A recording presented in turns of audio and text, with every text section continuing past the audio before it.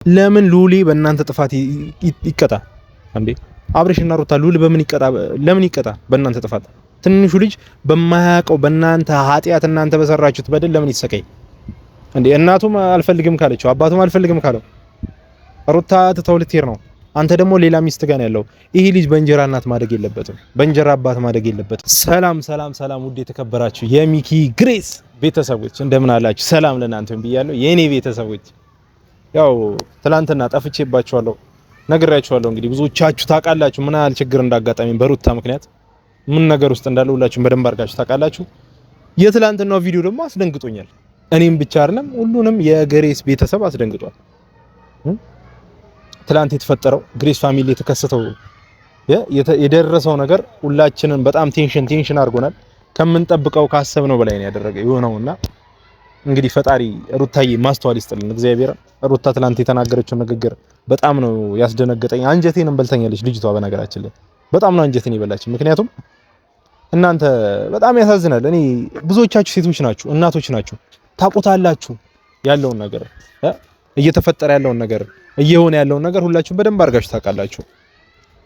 ያው ሩታዬ እናት ናት፣ ልጅ ወልዳለች፣ ብዙ ችግሮችን በቃ ውጣ ውረዶችን አልፋለች። አመጣ 9 ወር አርግዛ የወለደችው ልጅ ምን አለ ልቧ ቢሰበር ነው ናውሰድልኝ የምትለው ሩታ። ልክ አይደለም ያደረግሽው ነገር። እኛ በጣም ደብሮናል። እኔ እውነቴን ነው የምላችሁ እግዚአብሔርን በጣም ከፍቶኛል እንደዛ በማለቷ እና ልጁን ውሰድ በማለቷ። እሱም ልክ ነው አብርሽ ባይዘዌ ልጁ ከእናቱ ተለይቶ ማደግ የለበትም። ከአባት ይልቅ እናት ናት። ያው ፈጣሪ በሌላ ነገር ካልወሰዳት በስተቀር እናትየው ማለት ነው። በሌላ ነገር ስላችሁ አስገዳጅ ሁኔታ ለምሳሌ አሁን ሩታ እንዳለችው ከሀገር ሌላ ሀገር መሄድ አለብኝ ምናምን እኔም ነግራኛለች። ግን ሐሳቧን እኔ ለማስቀየር በጣም ሞክሬያለሁ። በጣም ያው ማለት ዱባይ ልትሄድ እንዳሰበች ነው የሰማሁት። ሰው እንዳለ እዛ አሜሪካ ማስባለች። ያው ዱባይ ልትመለስ ነው የምትሄደው ሩታ ዱባይ ትመለሳለች። ግን ደስታ ያው እኛ ብዙ ነገር እስኪ ቆይ አሜሪካ የሚባል ነገር አለ አረጋግጬ እነግራቸዋለሁ። ሩታ ከደስታ ጋር ይሁን ከማጋ ይሁን አላውቅም አሜሪካ የመሄድ ሱስ ግን አለባት። በቃ የሆነ ያስጨነቃት ነገር አለ አሜሪካ እንድትሄድ እና እኛ ደግሞ ከኢትዮጵያ እንድትወጣ አንፈቅድላትም። ኢትዮጵያ ውስጥ ሆና ነው ነገሮች እንድታስተካክል የሚፈልገው። በእውነት በጣም ማለት ነው ከባድ ሲቹዌሽን ውስጥ ነው ያሉት። አብርሽ በራስ ጥፋት ነው ሁሉ ነገር፣ ያንተ ጥፋት ነው፣ የማንንም ጥፋት አይደለም። ማንንም የምንወቅስበት መንገድ ማንንም እናስጨንቅበት ሁኔታ የለም። እውነቴን ነው የምልህ አብርሽ። ትላንት ሰሞኑ እያረክ ያላቸው ነገሮች ጭራሽ አንተ የትኛው ጀግና ነህ? የትኛው ወንድ ነህ አንተ? ሚስት እያለህ አዲስ ባለትዳር ሆነ ለሌላ ሴት ቀለበት የምታደርገው የትኛው ጀግና ነህ አንተ? የትኛው ወንድ ነህ? ማን ነኝ ብለህ ነው የምታስበው?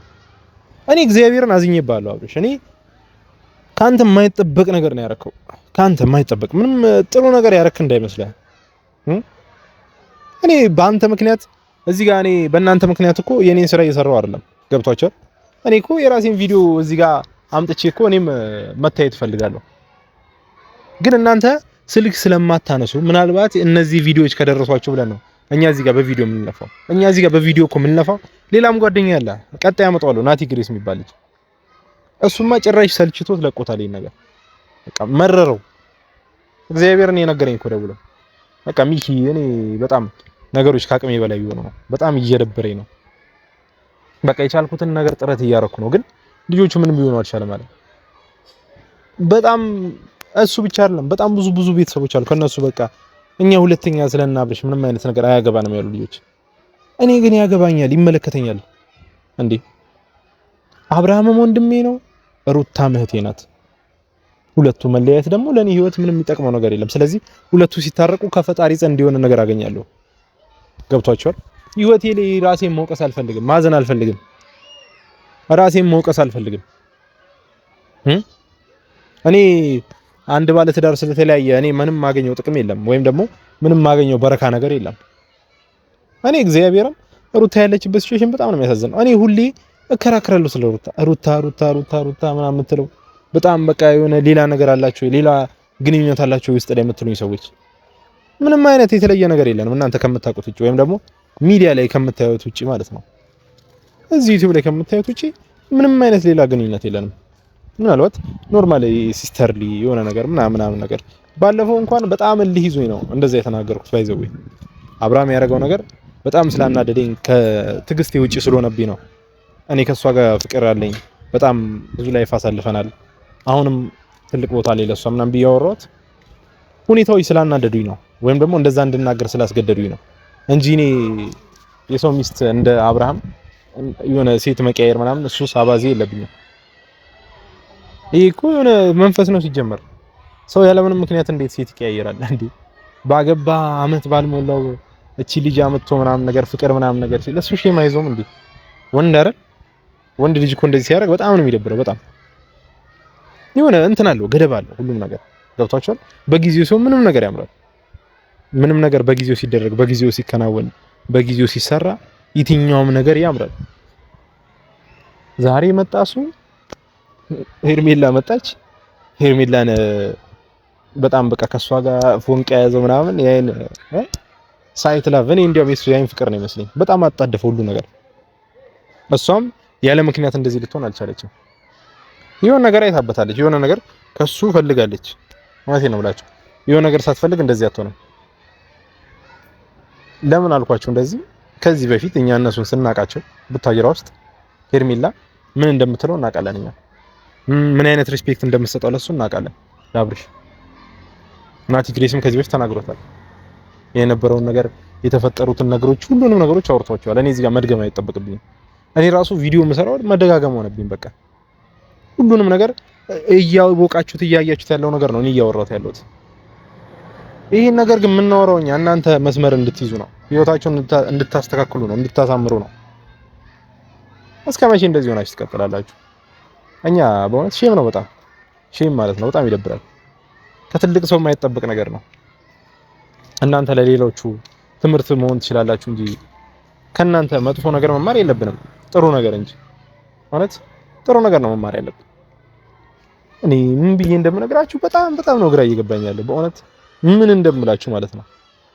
በቃ የማይጠበቅ ነገር ከትልቅ ሰው። እናንተ ማለት እኮ ቢያንስ ልጅ ወልዳችኋል አይደል? ልጅ አለ እና ቢያንስ ለልጆቻችሁ ለነገ አስተዳደጋቸው ላይ አይምሯቸው እንኳን የሆነ ጥሩ ነገር ይዘው እንዲያድጉ አትመክሯቸው? እናንተ እኮ እነሱን ባይዘው በዚህ እድሜያቸው አሁን ኖርማል ሉሌ ትንሽ እያደገ ሲመጣ ከፍ እያለ ሲመጣ ራሱን ማወቅ ይጀምራል። ገብቷቸዋል። እንደሌላ ጊዜ እንደ በፊት እኛ እንዳደግንበት አስተዳደግ አይደለም የዘንድሮ ልጅ። አሁን ከ4 አመት ከ5 አመት በኋላ የልጅ 6-7 አመት ይሞላዋል። ነገሮችን ማየት ይጀምራል። ነገ ነው ደግሞ 6-7 አመት።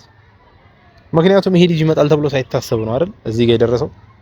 አድጓል፣ ደረሰ ምናምን ነገር። እንዲያውም 7 አመት ሁላ ነገሮችን ለመረዳት ላይ ፈጅበት ይችላል። የሚያዝንብህ ግን ባንተ ነው። ቅር የሚለው ባንተ ነው። አንተ በምታረጋቸው ድርጊቶች በጣም ቅር ይለዋል። ባንተ በጣም ቅር ይሰኝባል። በቃ እንዳልኳችሁ ማለት ነው።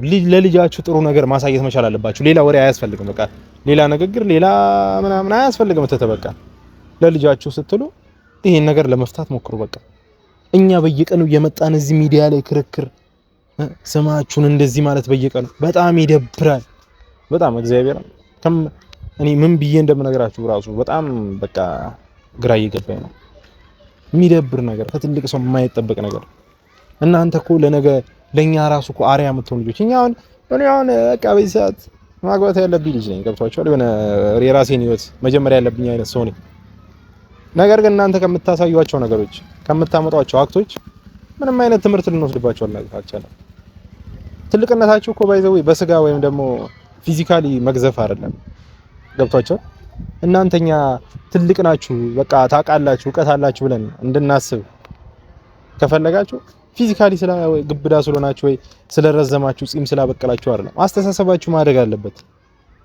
በቃ የትልቅ ሰው አስተሳሰብ አስቡ። እንደ ወጣት ይሄ በቃ አሪፍ ህይወት ውስጥ እንዳለ ሰው አስቡ። የሆነ አላማ እንዳለው ሰው ማለት ነው እንጂ ይሄ አላማ እንደሌለው ሰው፣ ተስፋ እንደሌለው ሰው ዝም ብሎ የመኖር አይነት አስተሳሰብ ይደብራል በጣም። በቃ አላማ ሊኖራችሁ ይገባል። አንተ ዝም ብለህ ሴት ባየ ቁጥር ሴቶች ጋር በሮጥኩ ቁጥር ነገ ብቻ እግዚአብሔር ይጠብቀን ከዚህ አይነት ነገር። ፈጣሪ ይጠብቀን። በእውነት አይፈርድም። አትፍረድ ይፈረድብሃል አይደል የሚለው። ሰው ላይ መፍረድ ጥሩ አይደለም። እኔ እያልኩ ያለሁት እየመከርኩ ነው። በቃ ምንም ካንተ ተሽዬ ላይሆን ይችላል ማለት በእውቀት በአስተሳሰብ ካንተ ተሽዬ ላይሆን ይችላል። ግን አንተ በቻልከው መጠን ነገሮችን እንደ አብርሃም ሆነ አስብ። አብርሃም አይደለ? በቃ ራስህን ሆነ አስብ። እንደ ደስታ አታስብ። እንደ ሄርሜላ አታስብ። እንደነ አቤል አታስብ። አቤልን ሆነ አታስብ። አንተ ማሰብ ያለብህ ራስ አብርሃምን ሆነ ነው። ራስህን ሆነ ነው ማሰብ ያለብህ። ማንም አይኖርልህም ያንተን ህይወት። አቤል ነገ የሆነ ነገር ቸገረኝ ብትለው መጥቶ አያግዝህም። ወደዛ ሄድ ነው የሚለው እንዴ። ዛሬ ምናልባት አቅም ስላለ አሪፍ ሲቹዌሽን ውስጥ ስላለ ገብተዋል የሆነ ነገር ውስጥ ስላለ እስቲ ወደ እኔ እንጃ እኔ ብዙ ነገር ማውራት አልፈልግም። ወደ ኋላ ዞር ብለው እስኪ ይወጣ እነዚህ ሰዎች አሁን ካጠገብ ያሉት የከበቡ ሰዎች እንዲህ ከትዳር የሚበጠብጡ ሰዎች ህይወትን እንደዚህ የሚረብሹ ሰዎች ያን ህይወት ላይ ነበሩ እንዴ? በፊት ዩቲዩብ ሳትጀምር በፊት ታውቃቸው ነበር? ምን አይነት ሰዎች ነበሩ ላንተ? ምን አይነት ሪስፔክት ነበር የሚሰጡ ላንተ? ምን አይነት ክብር ነበራቸው? ቢያንስ እኮ ይሄን ነገር ራሱ ተረድተህ ነው መንቀሳቀስ ማድረግ ያለብህ ነገሮችን ሰዎችን ስታቀርብ እነዚህ ሰዎች ለኔ ምን ይጠቅሙኛል? ምን ያደርጉልኛል? በህይወቴ ላይ ምን አይነት ለውጥ ያመጣሉ ብለህ ነው መቅረብ ያለብህ። ጓደኛ እኮ ያሳዝናል። እግዚአብሔርን ጓደኛ ለራስ አይደለም። ገብቷል? ነገ የሆነ ነገር ተፈጥሮ አንተ ከሀገር ልትወጣ ትችላለህ። ገብቷል? አሁን ሩታ ልትሄድ እንደቻለችው አሁን እሷ ልትሄድ ነው፣ ከሀገር ውጭ ልትወጣ ነው። ጥሩ ጓደኛ ቢኖራት ግን ጥሩ ህይወት ቢኖራት ኖሮ ካንተ ጋር ደስተኛ ህይወት ቢኖራት ኖሮ ልጇን ትታ አትሄድም ነበር። ልጁ ለምን ይጉላል? ባላጠፋው ለምን ይቀጣ? ሉል ያላጠፋው ጥፋት ለምን ይቀጣ እንዴ? እሱ እኮ ምንም የማያውቅ ልጅ ነው አይደል? በእናንተ ኃጢአት ለምን እሱ ይሰቃያል? እናንተ በሰራችሁት ግፍ፣ እናንተ በሰራችሁት የእናንተ አይን በሻፈደው እሱ ለምን ይሰቃይ? እናትየው እዚህ ጋር ሁለታችሁም አልፈልጋችሁትም። እሺ ልጅ ምን ያርግ? ህፃን ነው አይደል? ፈጣሪ ምን ይላችኋል? ኧረ ፈጣሪ ፍሩ። ተው አብርሃም ለምንድን ነው ፈጣሪ ማፈራው? አብርሃም ሚስትህ ናት አይደል? ምን ታርግሽ? ከዚህ በላይ ሴት ልጅ ናት። አትጉዳት። ትናደዳለች፣ ቶሎ ስሜታዊ ትሆናለች። በቃ ነገሮች ስሜታዊ ያደርጓታል ቶሎ። አንተ ደግሞ ትልቅ ሰው ነው፣ ወንድ ልጅ ነህ። ብዙ ነገሮችን ምናልባት ከእኛ ማናቀው ነገር ጓደኛችን አይደል? እኛ ብዙ የምናውቀው ነገር አለ። እኛ ደግሞ ማናቀው ነገር ምናልባት ሊኖር ይችላል። እነሱን ነገሮች አልፈ መታሃል እና እቺ ትንሿ ነገር ለምን ትከብዳለች? እቺ ቀላል የሆነች ነገር ትከብዳለች? ምንም እኮ ማለት አይደለም። አንተ ስላካበድከው ነው። ሄርሜላ ነች። ኦኬ ሄርሜ፣ እኔ ባለ ትዳር ልጅ አለ ሉል የሚባል ልጅ እና አልፈልግሽም በቃ። እና ሩታ የምትባል ሚስት አለችኝ። ምንም ከሱ ያጣሁት ነገር የለም። እስከዛሬ ለተፈጠረው ነገር ይቅርታ አጥፍቻለሁ። ስሜታዊነት፣ ወጣትነት በቃ ይሄ ሰው የወጣትነት ስሜት አሸንፎኝ ነው እንደዚህ ያደረኩት እና ለተፈጠሩት ነገሮች ሁሉ ይቅርታ ብለህ ሩታንም እንደዛው ሩታዬ ወጣትነት ወንድነት አሸንፎኝ ሄርሜላ ጋር ሄጃለሁ። አንቺ የልጄ እናት ነሽ፣ ይቅርታ አርጊልኝ ብትላት በእርግጠኝነት 100% ሁለቱም ይፈተዋል። ማለት ይፈተዋል ስለ ሩታም ይቅርታ ታደርግልሃለች፣ ያቺኛዋም ከህይወት ትወጣለች። አንተ እያሰብክ ያለው አስተሳሰብ እንደ ህፃን ልጅ ገና ጨቅላ ሉል ይሻላል መሰለኝ። ሉል ሳይበልጥ አይቀርም። ሉል ምናልባት ሊበልጥ ይችላል አስተሳሰብ፣ እሱ ካንተ ሊሻል ይችላል። ግን እኔ በቃ በጣም እግዚአብሔር በየቀኑ ሶሻል ሚዲያ ላይ የመጣው እንደዚህ ባወራው ቁጥር የኔንም አቋም እያወረኩ ነው ስለናንተ እንደዚህ ስል ማለት ነው። ብዙዎቹ አንተ ውሸታም፣ አንተ የራስህ ላይፍ የለህም ወይ ምናምን የምትሉኝ አላችሁ።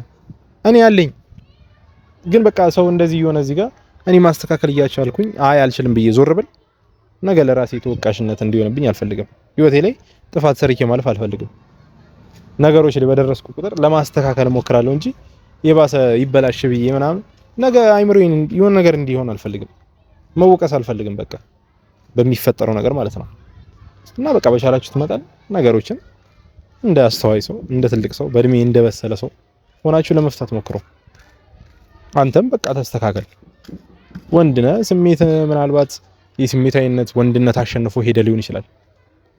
እና በቃ ብዙ ወሬ ያላብዛባችሁ ቤተሰቦች። ስሜታዊ ስለምሆን ነው ስለነሱ ሳወራ ሩታ በጣም ስለምታሳዝነኝ ማለት ነው።